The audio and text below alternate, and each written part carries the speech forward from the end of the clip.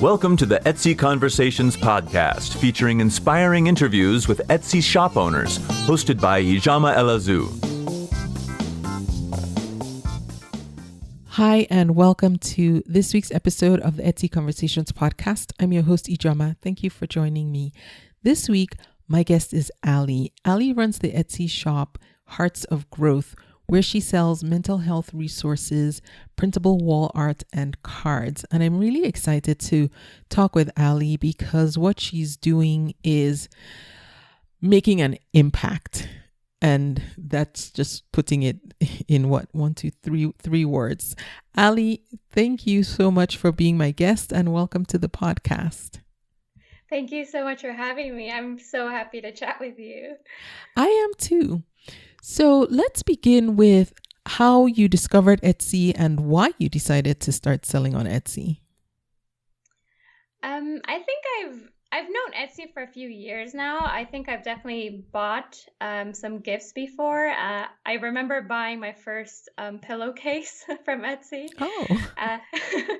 Yeah, and eventually I think I just bought some wall art that was personalized gifts. And I remember thinking, like, oh, how does this work? Can I do this? And then I remember immediately having fears about, wait, how does boxing things work? How does shipping work? And I just completely disregarded it for another 2 years. And then, oh, wow. Yeah. So that definitely didn't happen right after discovering Etsy. What gave you the courage to finally say, okay, I'm ready, I'm going to do it? So it's kind of a long story, but during the pandemic last year when it started, I'm currently a freelancer. I do freelance motion graphics and animation.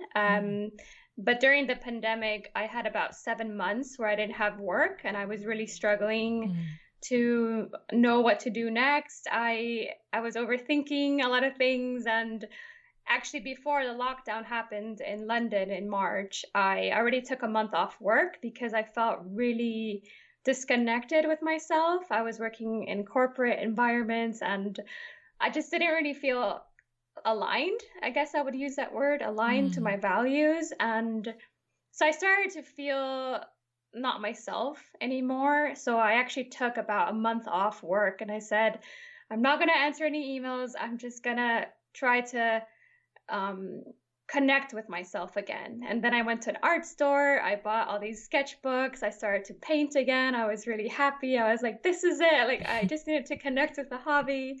But eventually, the lockdown happened and I started to stress about, oh, now I need to get back to work. I need to make an income. And that went on for months. And so I started to panic a little bit because I was living off my savings.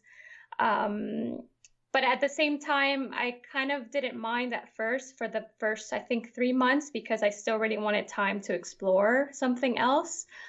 So I tried different things. I actually started with Redbubble at first. I don't know if you're familiar with Redbubble. Am. Yeah, I am. But for anyone who doesn't know what Redbubble is, would you mind explaining? Yeah, so it's another online selling platform, I think you would say. There's millions of artists in there, so competition's really high. Yeah.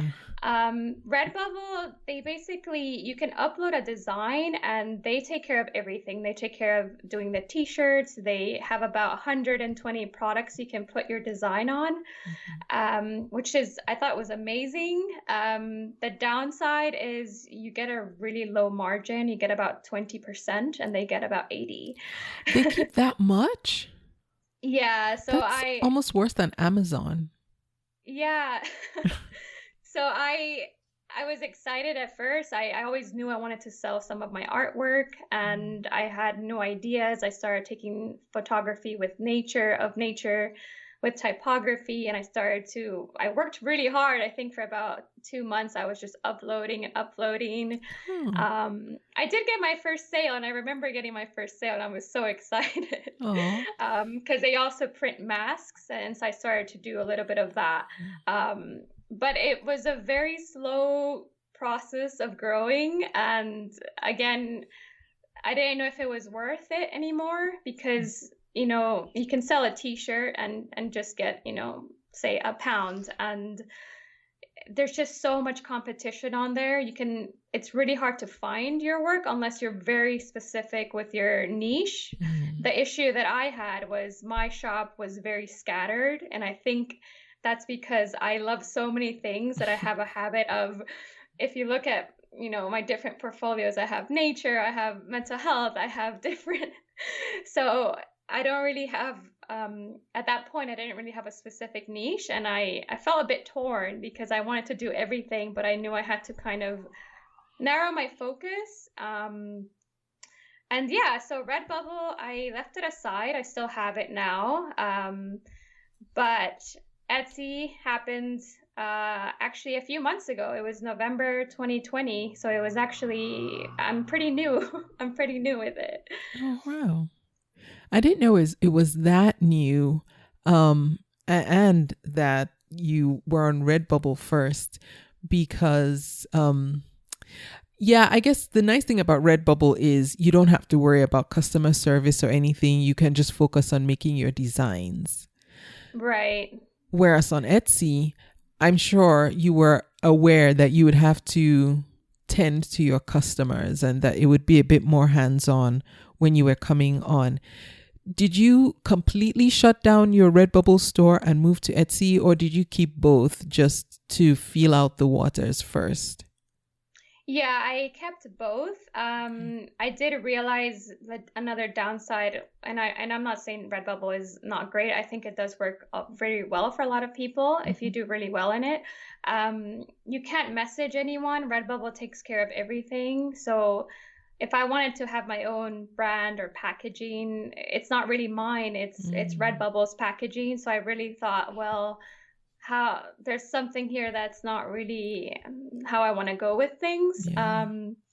With that said, I also sell printables on Etsy, so I haven't actually gotten to that side of things. Yeah, and I was actually going to ask about that next. So I know I said that you sell mental health resources and printable wall art and cards, but can you tell us specifically what it is you sell?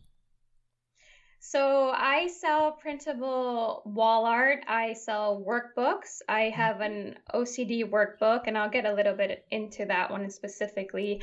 I sell mental health feelings tracker bundles for children. I wanted to create toolkits that a lot of us didn't get growing up because mental health wasn't really talked about. And I wanted to have something that parents can get their children to talk about their emotions in order to process them, because I think that's really important. And it's a reason why a lot of us, we have our struggles because we were not taught these things growing up. There's a lot of stigma around it. And I think the lockdown really brought out that issue that mental health really is like physical health. It's like a broken leg. You wouldn't go up to someone and try to fix it. You can just be there and support. So yeah, I just started to create those.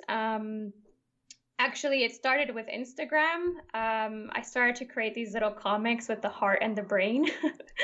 And I started to get really deep into my personal experience from lockdown last year, exactly about a year ago, actually. I was in a really poor place with my mind. I struggled a lot. It was very strange because when lockdown happened, I actually was really calm in the beginning. I was meditating every day. I was nurturing myself. I was journaling. And the next thing I knew, one day I woke up and I just found myself at rock bottom. And I didn't know how that happened. I realized the lack of social interaction had really gotten to me, and I was going through stuff that, I couldn't really get out of because now we couldn't really go outside. We couldn't see our friends. I couldn't have anyone to be there and to physically support. So that was really tough. And I got to see what really does happen to your mental health when you don't have certain resources, because it was very difficult because of COVID. A lot of people couldn't get the support that they needed. Luckily for me, I have a really great support system. And if it wasn't for them on the phone, I would have really struggled to get out of there, I think. Yeah, COVID, the pandemic, and the whole lockdown really uncovered some serious things about just one, what it means to be a part of society, and what it means when that's taken away, and the ability to function in a larger society is removed from us. I think we all took that for granted until we couldn't function in society like we were used to, and that really unearthed a lot of things for many people. How did you decide on which products to offer in your shop? So I think one of the ones I really worked hard with was I made an OCD workbook, and the reason for that is I never properly got diagnosed with OCD, but I got to understand it a lot more last year. And there's a big misconception when it comes to OCD. You know, a lot of people say, "Oh, you're so OCD," or "I'm so Yeah. OCD," and that's not what OCD is. If people understand what it really is, I think there'll be a lot of a lot of people that are shocked. Just as I was, I had a couple of friends that had OCD, and the way they describe things, I start to connect with it. I thought, oh, like I've felt like this my whole life. Huh. You know, OCD, there's about 20 different forms of OCD. It's not just over cleanliness. There's relationship OCD when you're constantly doubting your partner's love. There's obsessing about the future, and it's something you can't control. It's not something you can stop, because we all have doubts, right? But OCD, what it does is it puts so much doubt in your mind that it makes you struggle a lot more, and it might give you false emotions. It might really drag you down to even depression. And a lot of people in the OCD community describe it as painful and a lot of hopelessness, because it is considered one of the top 10 most disabling disorders by the World Health Organization. But yeah, so I got to understand it. I looked at the OCD cycle and what it looks like, and I thought, oh my goodness, like this all makes sense now, because a lot of times we look for ways to relieve the anxiety, and that's actually what OCD is. When you do compulsions, when you try to look elsewhere for reassurance, like Googling answers or seeking reassurance from friends, that's actually OCD. Yeah. And because OCD, what it does is there's so much uncertainty. So OCD doesn't like uncertainty. The pandemic was all about uncertainty, right?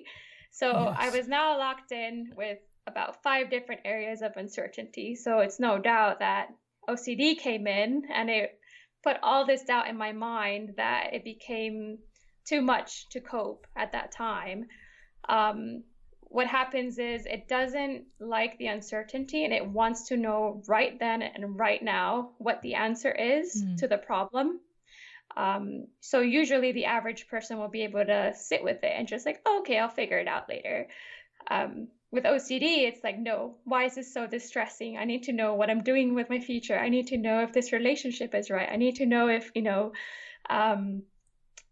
it's a very misunderstood disorder, and it's very often misdiagnosed for anxiety and a lot of other mental health issues. So basically, I didn't really learn about this fully until December of 2020. And because I couldn't get the support that I needed, I started reading books, I started reading podcasts, I started my OCD recovery journey, and it's been life-changing since then. So I started to create these little cartoons that really start educating people about it and connecting with others. And the response was really great. And so many people in the community started to connect with it. I decided to make a OCD workbook very carefully, because it is, something that you have to be careful with. So I spent about a week really designing things that I thought could be helpful for others that have worked for me. But at the same time, being very careful. I add disclaimers on everything. I have my sister, who's a psychologist, who had it looked over. And I think that's been one of my top best sellers on my shop. I wouldn't say bestseller, but the one that's selling the most. Um, Well, definitely it's one of the most popular ones in your shop because I'm looking at it, and one of the ways I gauge, interest is to see how many people have it in their shopping cart. And, mhm. by far, it's Etsy only tells you up to 20 people, and then it doesn't tell you any more than 20. So, Oh, right. Okay. yeah. So, it's definitely there. But Mm, even more importantly, I was looking through the reviews from people who have bought it, and mm, just how, helpful they found it. And one of the things I like, with Etsy in their review system is how, people have the opportunity to leave verbal feedback. And mm. you can always tell when somebody is really impacted by something, because if they like it, you're lucky to get them to click the 5 stars and submit. If they Yeah. really like it, they'll click the 5 stars and say, nice item or whatever, great seller, Yeah. one liner, and then submit. But if it has an impact on them, you get Mm, information. And mhm. that's what I'm seeing people do in response to specifically that workbook. I mean, other products you have, but that workbook too, where people are just, talking about the impact it had on them or has had on them. So good job on that.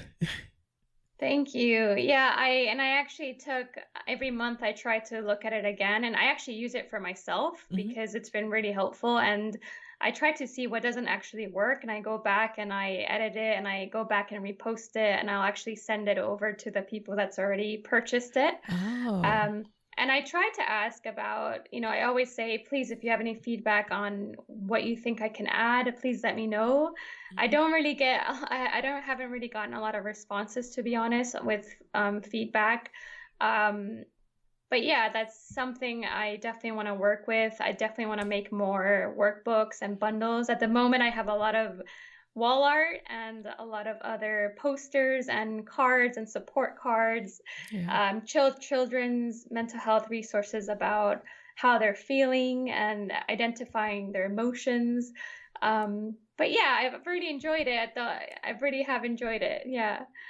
How did you learn to make printables to sell on Etsy? Did you do a course that teaches you how to sell printables on Etsy? Because I know that's really hot right now, and there are a number of courses out there that teach you how to sell printables. Yeah, so I basically used YouTube for all of the things I learned. There was a lot Nice. of there's one YouTuber, her name's Alyssa, I think. I can't remember her last name. She talks a lot about digital products, and Hmm. I spent a lot of time just listening Do to you her stuff. do you And remember the yeah, name of her channel? I would love to reference it. I would say, oh man, her first name is Alyssa. I'm trying to remember her last name, but I'm sure if you type digital Etsy Alyssa, she'll come up because she's probably like the top. Okay, I'll Um, go look for her. Is it Elisa or A A? L Y S S A, I think. Sorry, you said ALY? ALY, yeah, Okay. correct. All right, I'll go hunt her down. Yeah. Yeah, so I started there, and I thought, well, I don't think I'm ready yet to do the whole shipping thing and the Mm. packaging thing, because now I'm working again, I'm freelancing, and it is really demanding to juggle everything. I listen to other people on the podcast with full-time jobs and families, and Mm-hmm. I'm like, I don't know how they do it because I'm struggling just with the printables. But yeah, so I watched a lot of YouTube videos, most of it all the free content that was on there. Um, I would say YouTube was the primary source, really. Okay. Uh, And then I just learned a lot of trial and error. There was times where I think I would lose my focus with like the core of what I wanted to do. And I thought, oh, I'll do this. I'll do SVG. I'll Mm. do. Yeah.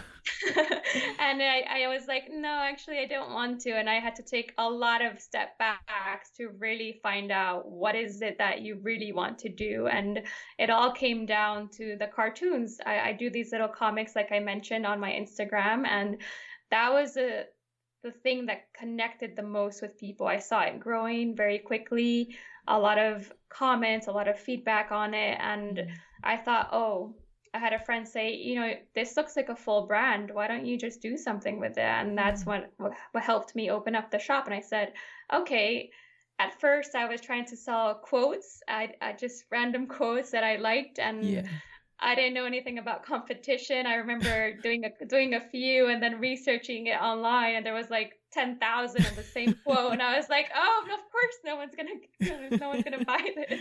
Yeah. So I was like, well, quotes isn't gonna work. You're a writer. Why don't you get deep into this? And I really started to think about my personal experience, and I thought.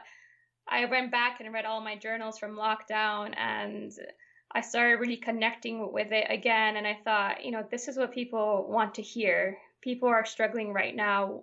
What would you say if they were sitting right in front of you? And that's how I started Hearts of Growth. It was all about writing about things that I learned, things that I observed, things that I want people to be reminded of. A lot of it is based on hope, and making someone feel less alone is my goal with Hearts of Growth. Yeah. That's wonderful. So yeah, I can relate to going down rabbit holes and losing sight of your focus, like, with the SVG. I've sold SVG files too. And oh yeah. Yes, because I don't know, somehow it pops up, it gets on your radar, and you're like, oh yeah, I can do this too. And then the next thing you know, your store looks like a hodgepodge of everything. And it's like, what am I about? I don't know. Yeah.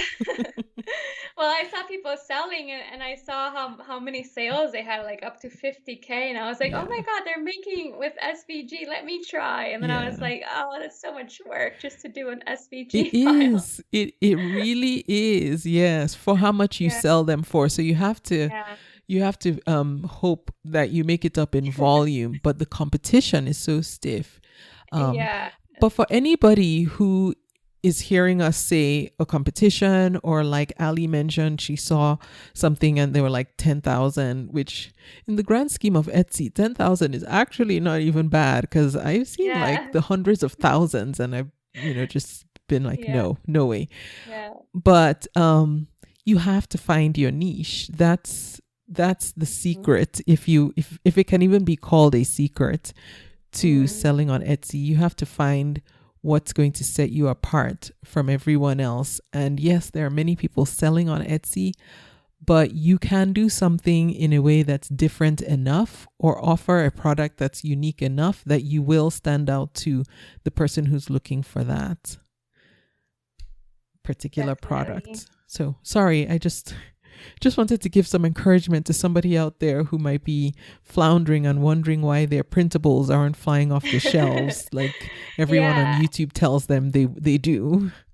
And they do say like it's okay to actually to broaden it afterwards, because I initially thought, oh, I want to focus on children's mental health, and but then I started with the OCD and anxiety, and I started to do just general mental health related content, and it still kind of all ties together, and it's been doing okay so far. I think May last month was my best month so far. The first 3 months were very quiet, and then from April and May, I started really to see a difference.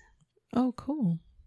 Now, do you use any of the marketing tools that Etsy provides where you're able to send coupons to people who have your products in their carts or who have favorited any of your products? I have actually recently. I learned about it recently, and I was like, oh, this is how you do it. Yeah.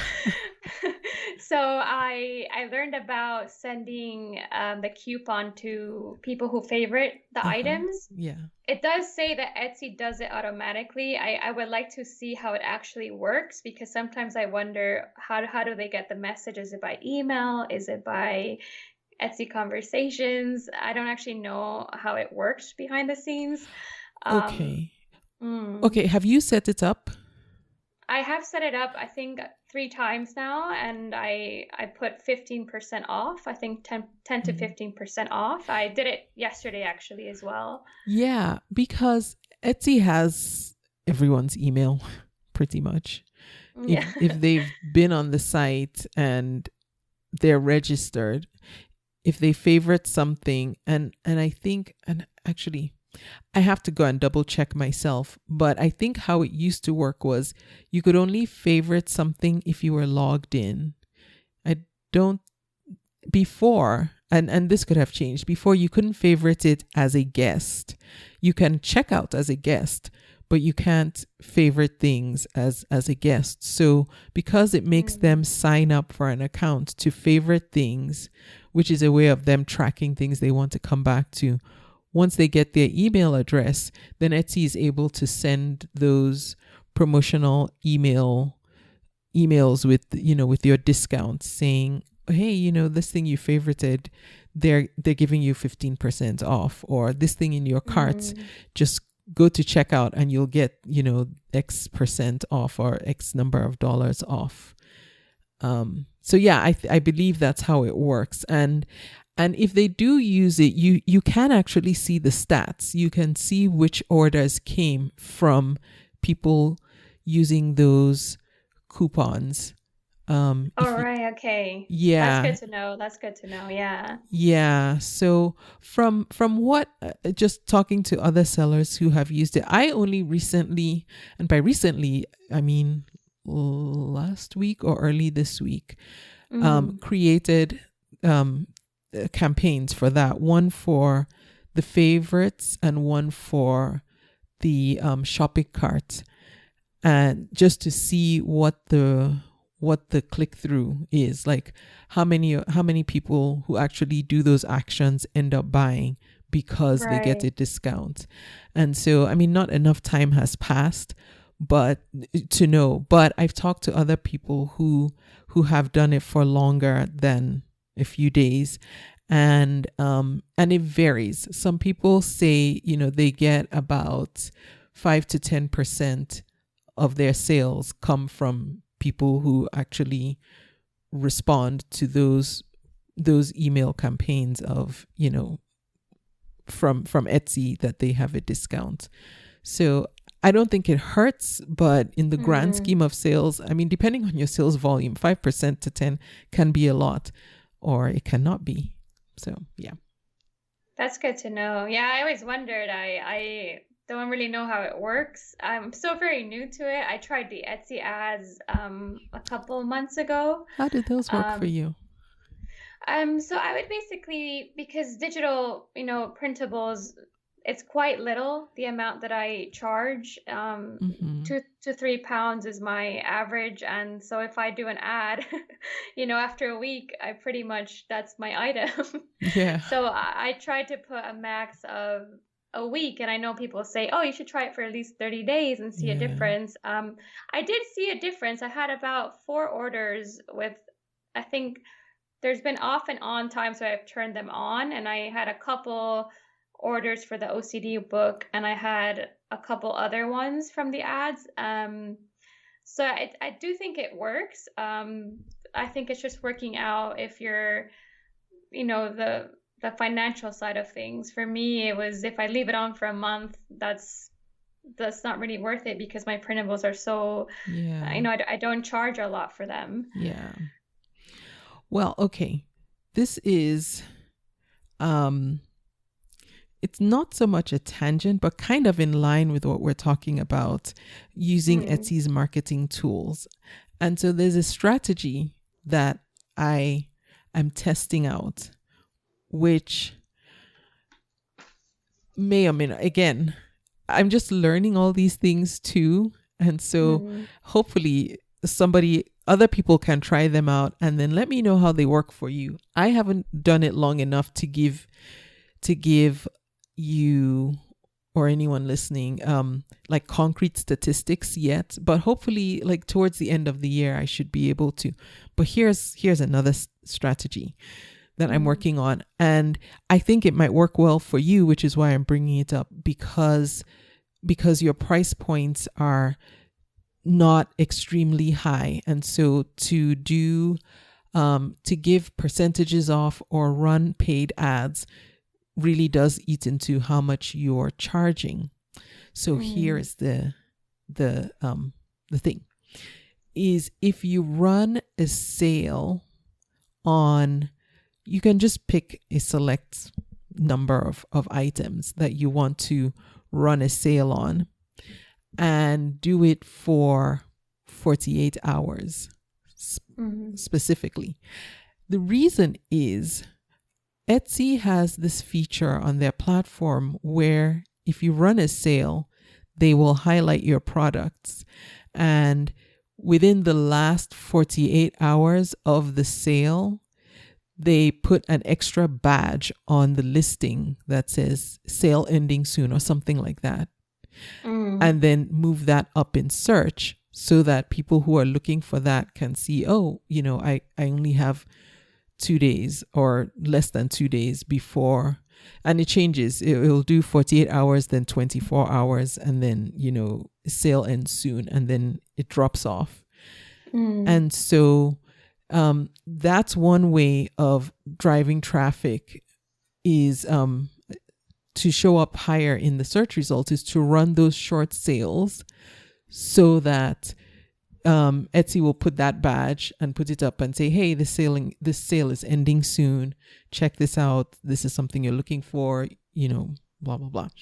And you don't have to do it on everything in your store, because what happens is if somebody clicks on the sale item, it's easy enough for them to go to your store once they're in that listing.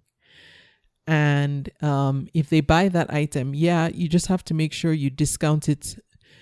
You don't over discount it to where you're losing, but that the discount you give is worth the sale that you're going to get. I don't know if does that make sense?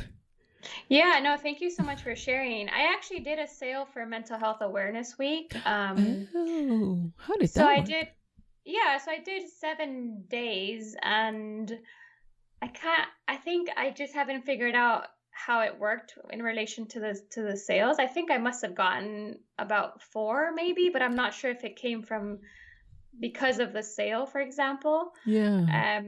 But yeah, I didn't actually know that it worked like that it would kind of warn you that the sale is ending. So that's really good to know. Yeah. And the whole point of doing a short sale is that the entire duration of your sale, it will have that badge and show up in the, as ending soon, as opposed to, like, say, if you do it for a week where people have time to think about it and come back, or, it's not the one, like if the sale is going on for longer than 2 days, the ones ending soon show up higher than the ones that have more time on them, if that makes sense. Yeah, that's really good to know. Thanks for sharing. I might try that. Yeah, let me know how it works. Yeah, that sounds good. So what does a typical day in running your business look like? How do you divide up all the things that you need to do to keep everything flowing smoothly? Oh, well, I wish I had a consistent answer for that one. It's really hard, to be honest, because I do freelance, right? And that's sometimes like a full-time job. I still work 9 hours a day. When I don't have freelance work, that's when I can put more attention to the shop. And I'm also trying to do 2 Instagram posts for the comics that I'm doing. But even that in itself is a challenge. So I have to 2 put Instagram posts a day? No, I'm sorry, a week. Oh, okay. Yeah. So that would be too much for me. Yeah. But even 2 a week, I struggle even, because I think a lot of us describe this on your podcast. It's the scattering, right? There's so much, there's like 10 jobs involved in what we do. We do the marketing, we do the the photos. I think my issue is I like doing everything. I specialize in design and animation and video and photography, so I kind of already know how I want things to look. But the downside is I learned the last month I'm not really creating anymore. I'm spending way too much time on those other assets, and I want to be in a place where I could just say, oh, okay, I'm just going to focus on this. So I think I'm still learning. Yeah. I want to just block out and say, okay, on this week when I don't have freelance work, I'll try to brainstorm for, say, half a day and design for the other half, and then try to list something within the week. Or I try to just take some time off and see what I want to work on. But yeah, it's very scattered. At the moment, I've been working 9 hours a day, so I really struggled the last 2 weeks to really do anything. Yeah. Sometimes I'll take something I already made from the Instagram post with the little doodles that I do with the heart and the brain, and I kind of see how they did, and I think, oh, that would actually make a really good wall art. So I'll take about 45 minutes, and it'll take me about 45 minutes to take it and transform it into a printable wall art, and I'll make 4 different variations. I'll make the instructions book. I put it all together, and I think about 2 hours in an evening it will take me. So yeah, I think overall with the printables, it can take up to 2 days. Sometimes just 2 hours, sometimes half a day. With the workbook, it can take a whole week to design, and I really try to make it as user-friendly as possible. So I'll really go out of my way, and I'll brand the whole user guide. I'll make an instruction manual. Yeah, so it does take a lot of time, even just doing the printables. Yeah. I can only imagine. And I know everyone thinks doing printables is so easy. They're like, oh, set it and forget it and do it once. But to make it a really good printable, yeah. Oh, it's hard. Yeah. Yeah. I have so many ideas now, and then I just don't have time at the moment. I told myself, okay, well, I've worked enough now to take maybe a week off after mid-June. So I hope to come back and, bring those ideas to life. But I also have very strict boundaries because, again, because of my mental health, I have to have a lot of time for, other things. Yeah. I need to add social connection to my life. I need to add, I like to go cycling and go on adventures and try, just enjoy also. Otherwise, I'll just be burned out, and I don't think I can function. I can't be true to myself when I'm burned out. So it's a lot of boundaries, a lot of stopping and starting and taking a step back, Yeah. How do you keep track of the ideas that you come up with, just so you don't lose them until you have time to get around to creating them? Yes, I actually have a sketchbook, and I have so many ideas coming all the time. I quickly, if I'm outside walking and I had something, for example, the other day I was walking and I do this thing where I don't use my headphones because I really want to be present in my, everyday life. Yeah. And I was walking across the street, and I overheard this mom telling her son to not treat her sister that way, because everything he says she'll believe when she's older. And I kind of use that as inspiration of, how words can really impact how we feel. So I'll write it down. I have a Word document where I have different categories. I have one for anxiety. I have one for, purpose. I have one for just different subject matters that I'm really interested in. And then I have another table where I put the visual, how I want the visual to look, and then I write ideas for how to execute it.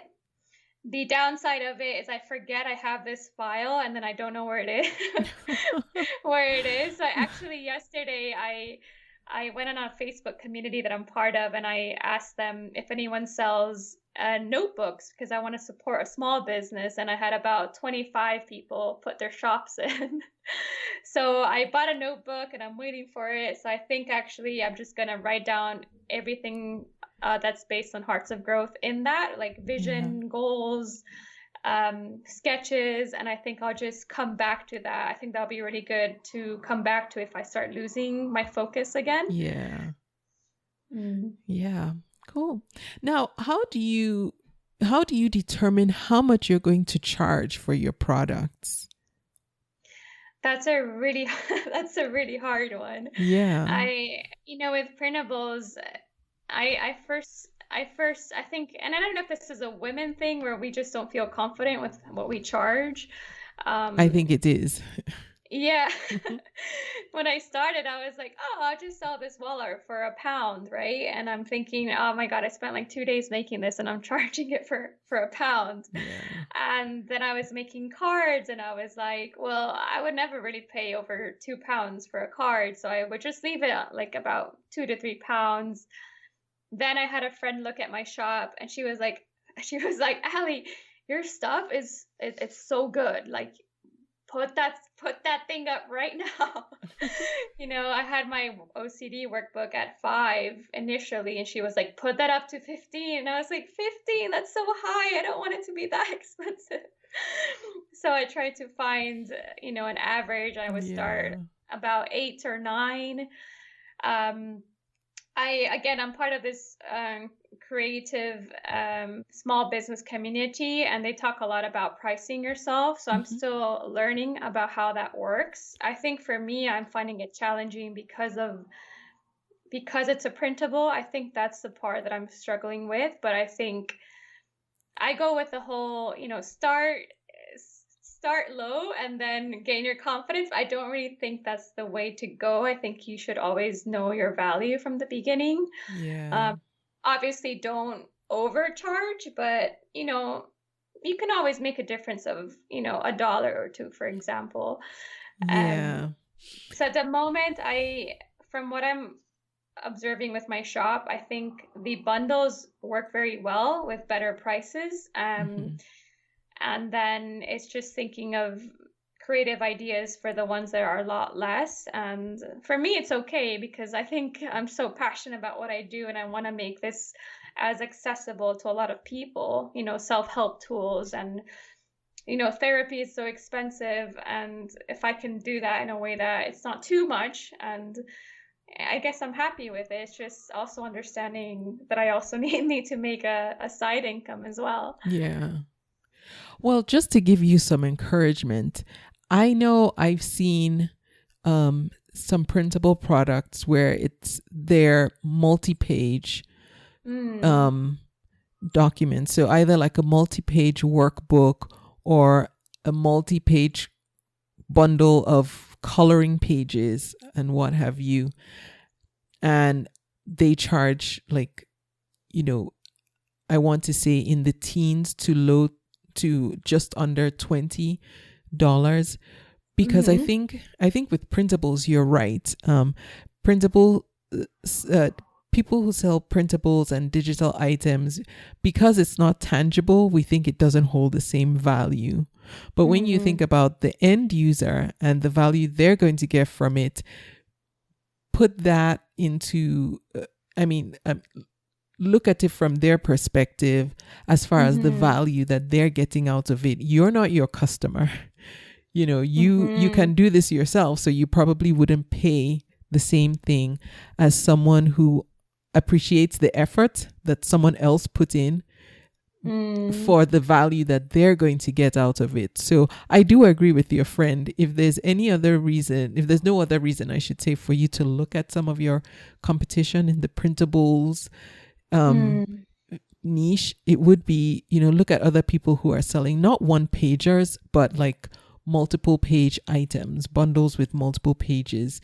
And hopefully you'll feel released to maybe charge a bit more. Yeah, I definitely noticed that. I definitely want to focus more on making workbooks and, like you said, coloring pages for mindfulness, for example. Yeah. I have definitely a lot of ideas. I think it's just sometimes I get excited and I'm like, oh, I'll make a one pager. I'll make this into a wall art, and I make like 5 different ones. And I'm like, no, just really focus on one that you can combine. My friend was saying you can really make, combine different ones where you make Yeah. add-ons and say, hey, you have this workbook. Now let's add 2 posters to go with it. Yeah. For example. Yeah. Yeah. And you could roll that into your social media marketing too, where you have more freedom to show people how things can be combined, instead of just buying them as individual items. Definitely. Yeah, definitely. What would you say are some of the, before I get to that question, one thing that I like that you're doing as an adjunct to your Etsy shop is you have a podcast that is I don't want to say it's an offshoot of your Etsy shop, but it's complementary to what you're doing on Etsy. And it's called Hearts of Courage. Can you tell us more about what you do, what you discuss on Hearts of Courage, and how it ties into what you're doing on Etsy? Yeah, sure. So Hearts of Courage was actually one of the first projects I started in lockdown, a few months after what I went through. I really wanted to have honest and vulnerable, hard conversations about the process. A lot of times we go on social media and all we see is, the highlight reel or success, right? And we don't always talk about the hard stuff, which is okay. We don't all need to talk about the hard stuff, but I do think, it's good to sometimes know, because it does let people feel less alone. I always think about the person who's scrolling and thinking, oh, like, I wish I had that, or, I wish I had this or that. And I started to share a lot on my Instagram about things that I went through, and I started to see people messaging me and connecting with it and saying, oh, I've gone through this as well. And so my podcast focuses a lot on the hard conversations. We talk about mental health. We talk about mental illness. We talk about overcoming challenges like divorce. We talk about the struggle, really, the process in general of life, and what's really matters, and redefining what success means to them, basically. Yeah. And it's available everywhere, right? Yeah, Spotify, Apple, Stitcher. I had to put a little stop. I haven't actually done any. I had to limit episodes for once a month because I was really struggling. We were saying before, like, I really appreciate what you do, because I try to do one episode a month and I couldn't even get one the last 2 months because it's another thing. And again, you do another 5 jobs for the podcast. I also do the editing, I do the recording, the scheduling, the putting on the social media, and now we have the Etsy shop. We're doing that times 10, and then we have the Instagram, another times 10. And I was like, I'm literally doing 30 jobs. I am now I'm not living. And I thought, I remember the last person I interviewed with, and I remember, I think 3 days before, I thought, like, oh my God, I'm so busy. And I realized when I start to see things as a job and as like, I have to do this, then I know that I need to take a break. But when I spoke to her, I remember feeling so much joy. We just connected so much. And I was like, I really do love this. I don't want to feel like this is another thing to do. But I did have to put it on the bottom of my priority because I really wanted to focus on the shop first. So I think I have about 8 episodes on there, but I have 2 recordings that I haven't even touched. I have 3 people that I told I'd interview that I haven't even messaged back. It's really hard. So I just want to say thank you again for what you do, because I understand, a lot of people don't understand how hard it is to have your own podcast. So compliments to you. Thank you so much, Allie. I'm here smiling, and then I move away from the microphone so I can giggle at what you're saying, because it's all so true. I felt all those things before as well. the podcast alone, you're doing like 5 to 7 different functions, Yeah. just running the podcast. You're the scheduler, you're the customer service rep, Yeah. interacting with, the guests coming on, and then you're the audio editor, audio engineer, producer. Everything. I literally shut Everything. down. I told my partner, I was like, I'm literally doing like 30 jobs now, and this isn't Yeah. what I wanted. Now I'm talking about mental health, and my mental health is going out the It's window. suffering, right? Yeah. Yeah, so I said to myself, my partner sat down with me and said, actually, what are the three main? What are the ones that you really want to focus on? What can wait? And I was like, I guess the podcast can wait. And Yeah. part of me is like, I really want to go back to it because I love it so much. Yeah. But I, I knew that the shop and I yeah. think the Instagram stuff, that's a lot where my community is based. And I thought, okay, well, the podcast, I can always bring it back whenever. Hmm. But I do think because I'm really exploring, the side hustle side of things, I really want to get that in a good place. Yeah. Yeah, so I totally understand. You're not alone. Yeah. Yes. And I know exactly what you mean by, sometimes I feel like, oh, there's so much to do with each episode. Yes, it turns out to be like maybe an hour, but there's about 6 hours that went into that 1 Yeah. hour Yeah, I behind mean, it. And then when it comes out, then there's the social media after, it's launched yes. and all. And yes, there are times when I'm just like, I just can't. And then I'll talk to somebody, like I'll record an episode like this. And then Yeah, at the end, you feel so happy and invigorated. Like, I just exactly. loved this I know. conversation. Because the truth is, even if no one listened to my podcast, what we're doing right now, this conversation, it brings me so much joy. So it's like, Yes. well, doesn't matter whatever happens, I'm still enjoying it. Yeah. But Yeah. I get it. Like when you record, say, an hour, you then have to go and edit and listen to the hour Hmm. and take out the ums and and sometimes you have to go back another hour to go back to see if something happened with the audio levels Yeah. or, I totally Yeah. understand. And that was actually one of the reasons why I don't really have ads on the podcast, because I know a lot of podcasts make money by doing what they read in or read out ads, where Yeah. they'll talk about something. And for me, it was I've done it before, like years ago, and the additional work to put in, an ad, because sometimes they'll say, oh, can you do one, pre-roll and then mid-roll and then well, nobody Oh, wants theirs end really? roll because they're like, nobody's listening to the end. I'm like, I know people listen to the end. At least I like to think they do. So they're like, no, do it in the beginning, then do it in the middle.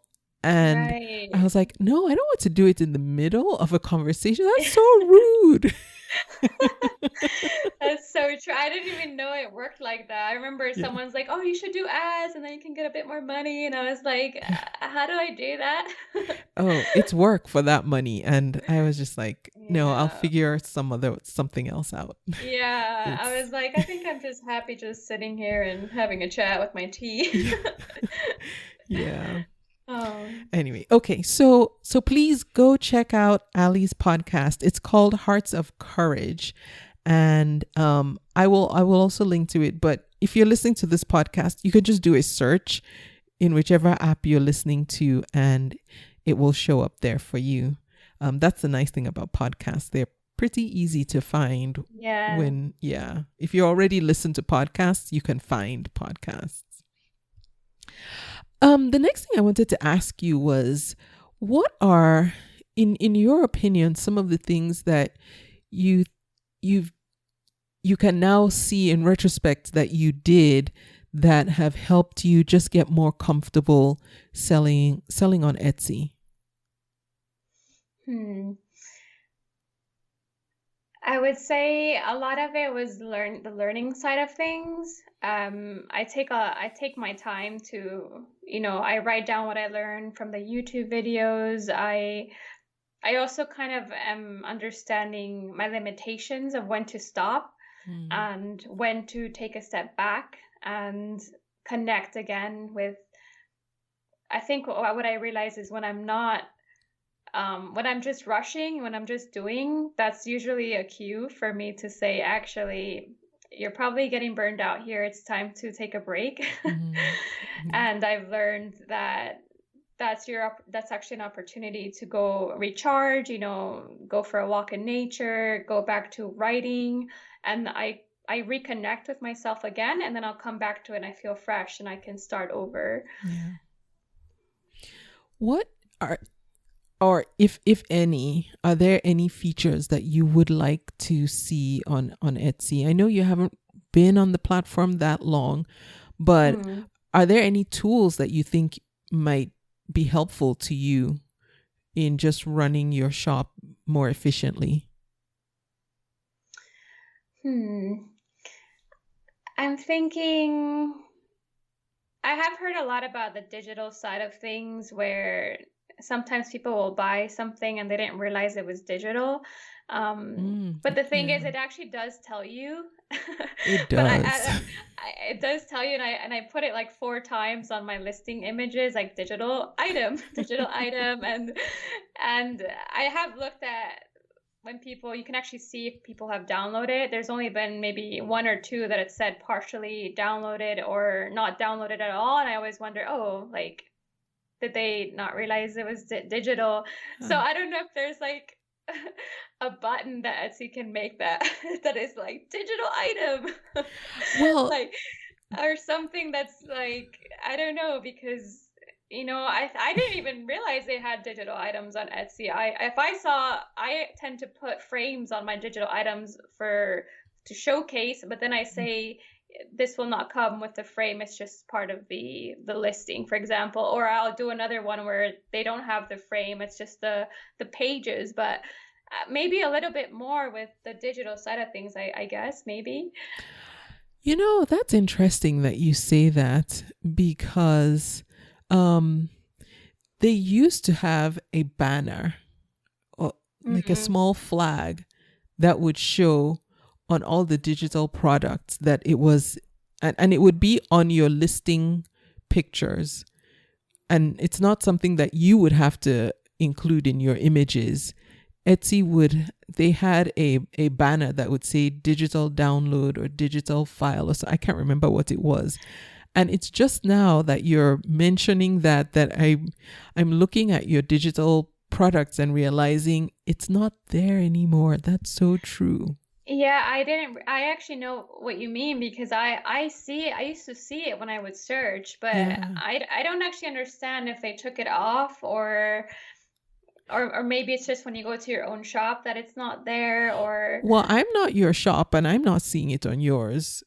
right, so it's So definitely not so there. it's Yeah. definitely not there. And I'm wondering if they did that because now higher up in the listing before the description, they show when someone is on the product listing, it shows digital download before the Right. description. But we know people don't really read.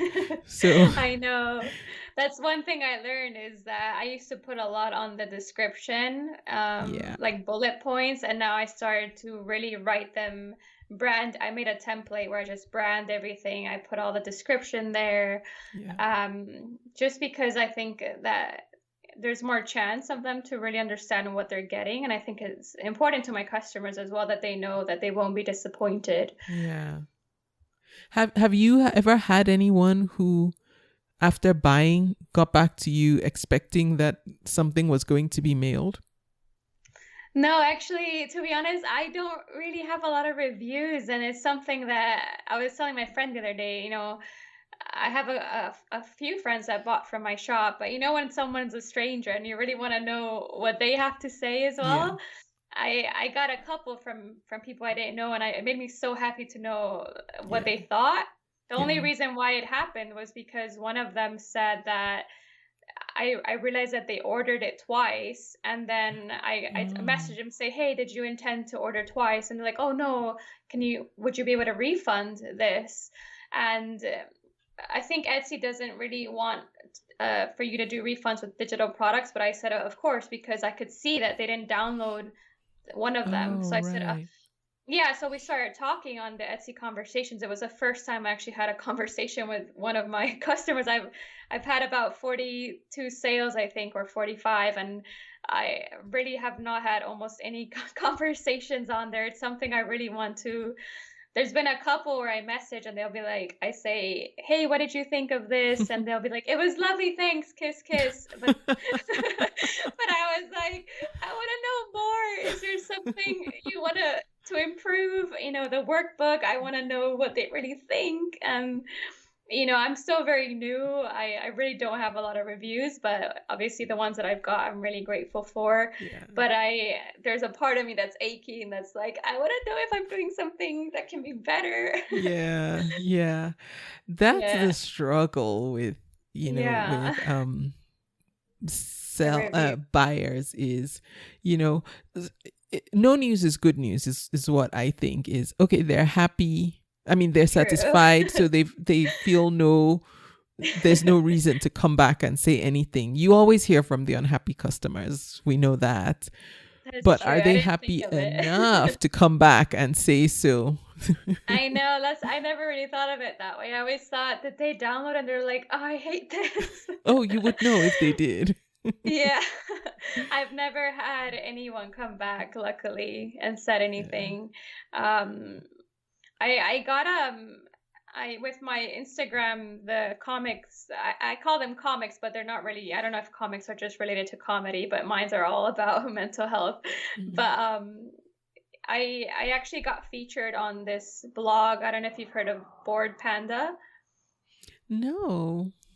It's a website for a lot of artists that share a lot of comics or designs. I knew about it a few years ago, and then during Mental Health Awareness Week, I came across it again, and I thought, oh, why don't I share about 10 mental health doodles for Mental Health Awareness Week, and it ended up getting featured on the trending page, and that's actually what drove a lot of traffic to my Instagram. Oh, and overnight within the Etsy shop, I had about, I think, 15 favorites, and then my Facebook page also grew another 40 people, and it was actually very quiet before that, and that's actually how one of the things that really helped to get noticed, I think.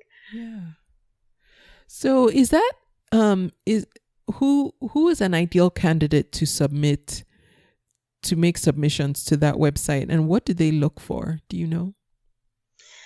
I wasn't too familiar, but they do have a lot of artists that do designs related to comics. So they'll be like, last week there was one that says, for example, mine was compassionate doodles that raise awareness for mental health. There's been people there was one called, I think, like Depression Chicken, and they do funny doodles about the chicken and what they go through, but they do it in like a cute, funny way.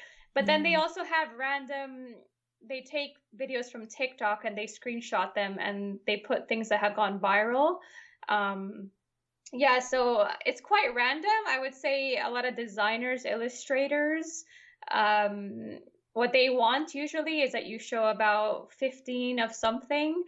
It was very strange because I actually submitted, I think, 15 only. And then when they published it, they actually took another about 20 of my Instagram photos and they put it on, and I was like, wait a minute, I didn't put those. And I remember thinking, I didn't give them permission. How did they get the high quality? And they actually had it in high quality, and I was so confused. I was like, and then I messaged them and I was like, it's okay, but I'm just wondering, how did this work? And they were saying like, oh, we usually want to put more to get, to really get you on the top of the page. Okay.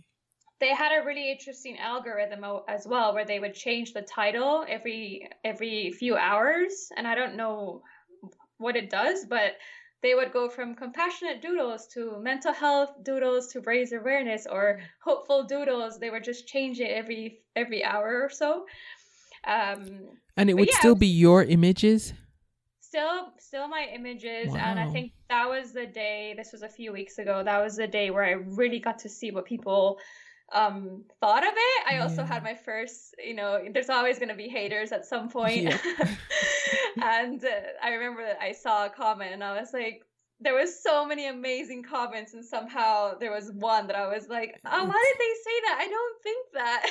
oh, But then I just saved all the amazing comments. There was yeah. people saying things like, I struggle a lot with depression, but these really made my day, or Oh. like, these really make me feel connected.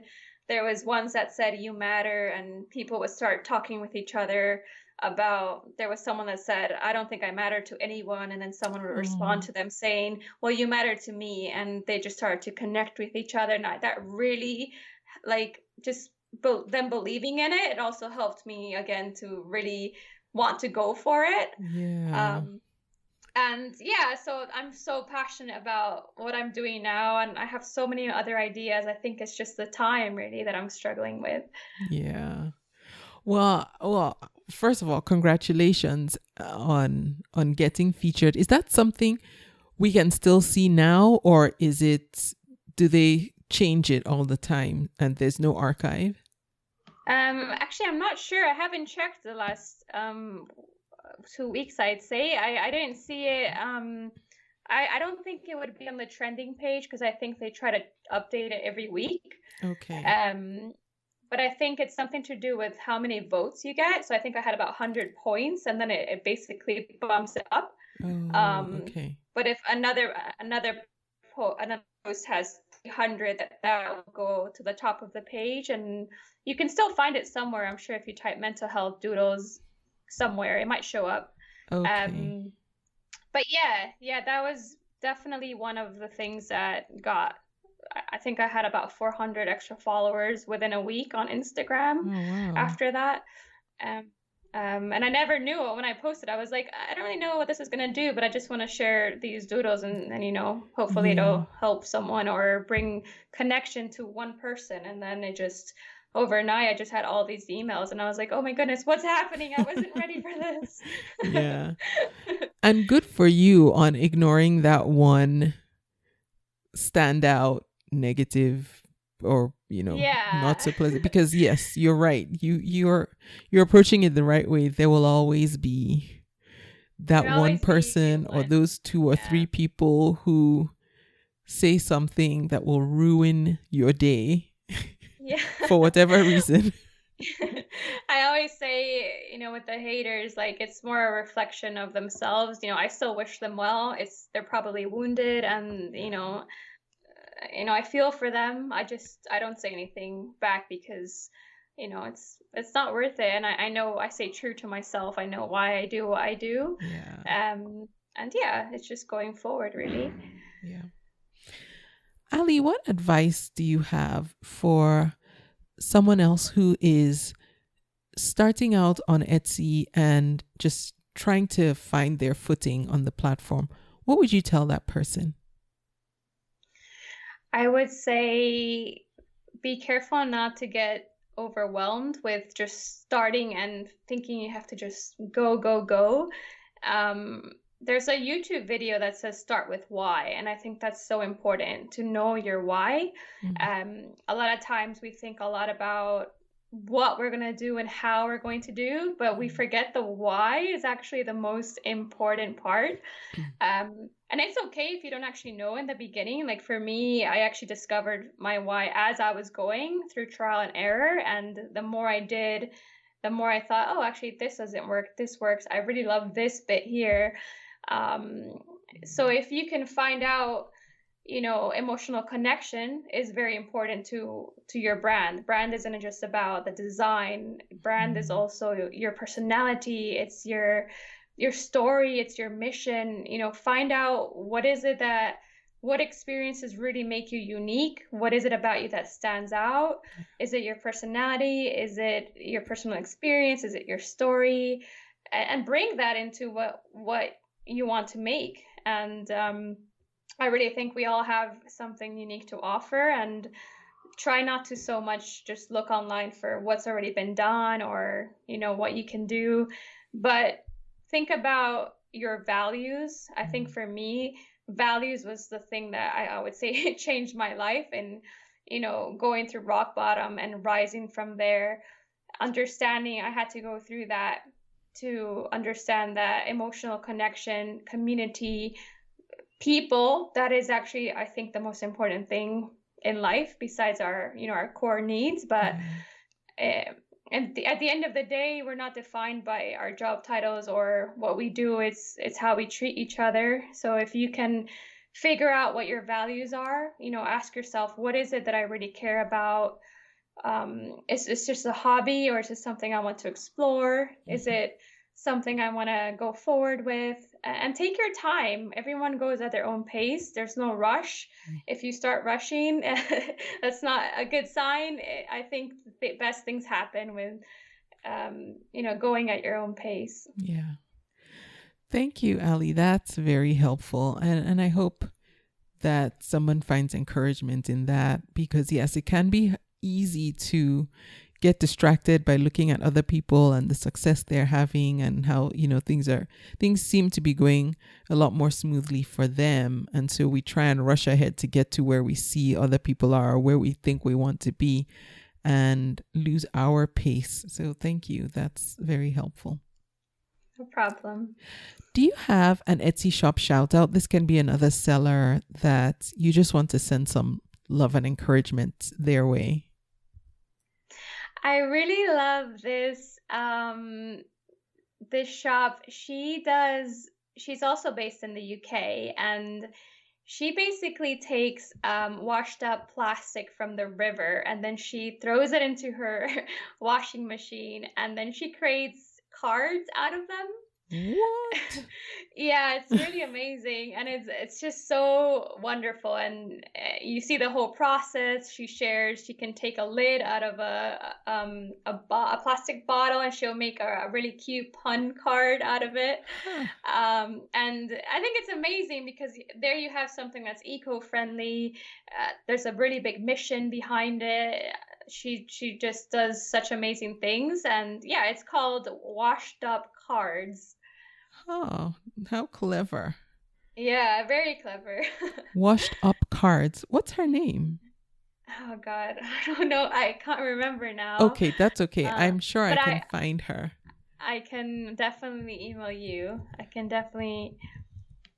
I'm sure if you just go on. Yeah. I just found it. Oh, wow. Very colorful. Flora. Yeah. Yes, I think that's it. Yeah. Yes. Okay. Yes, cards created with plastic washed up on UK beaches. Talk about saving the environment. Yeah, and I remember seeing an Instagram post where she was just overwhelmed with the orders, and then she had all her community help her to make the cards. She's a one-woman band as well. But that's the kind of thing I like, there's a mission there, and you become passionate about it. And that there's also the element of going out in nature and doing this, which is it's amazing, really. Yeah. Oh, I love it. Oh, thank you so much for putting this on our radar. So I will have a link to Flora's shop. It's washed up cards for anyone who wants to check it out. Or, like I said, the link will be in the show notes for this episode. Allie, what's the best way folks can connect with you if they want to get in touch after this? I would say on Instagram, if you go to Hearts of Growth on Instagram, you can send me a message. I'm usually on there. Yeah, I'd probably go there. I also have a Facebook page, the Hearts of Growth Facebook page. And I would say those are the primary ones. All right. So I will definitely have links to both of those, as well as Allie's Etsy shop, Hearts of Growth. Allie, thank you so much for spending time with me, taking time out of I know you're in the UK. I didn't mention that in the beginning, but I think folks have picked up on that. And so for staying up to talk to me for this podcast episode, I really do appreciate your time to do this. No, thank you. It's been amazing. I mean, I told you earlier, I listen to your podcast when I'm doing my freelance work, and it's funny now I'm here speaking to you. So thank you so much for everything that you do and everything that you provide for the community. It's been amazing. It's been such an amazing resource for myself in learning. Yeah, so thank you so much for having me. Oh, you're so welcome. And I thank you for listening to the podcast. If you would like to connect with me, go to convome.com. There's a contact form there. Or if you're on social media, Instagram is probably the best way. You can reach me on social media. I'm not always quick with it, but eventually I will respond. And that's at Etsy Conversations. So thanks again for listening to this week's episode. I will be back with another episode next week. Thank you for listening. You can subscribe to the podcast in iTunes, and while you're there, please leave a review too. Visit convome.com to leave a comment or feedback on this episode.